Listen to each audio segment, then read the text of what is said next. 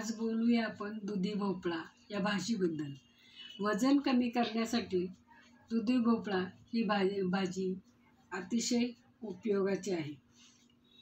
तर दुधाची भाजी पथ्यकर आहे. दुधीचा हलवा उत्तम बनतो. शरीर ज्यावेळेस क्षीण होते, शरीरातील रसधातू क्षीण होतो, त्यावेळेस दुधाचा रस, भाजी, खीर व हलवा यासारखे टॉनिक नाही.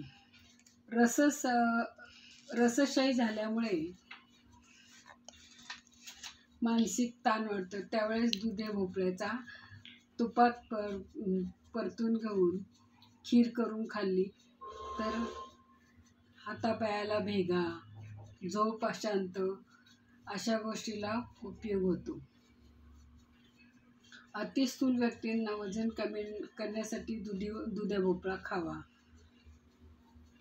पाव किलो दुधी भोपळ्याच्या फोडी उकडाव्या. त्याला मीठ, साखर काहीच लावू नये. नुसत्या फोडी प्रथम खावे आणि त्यानंतर जेवण करावे. तर दुधी भोपळ्याचा छान रायतं करता येते.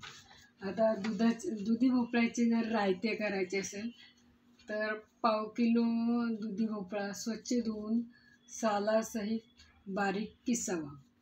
मीठ घालून तो चांगला वाफवावा.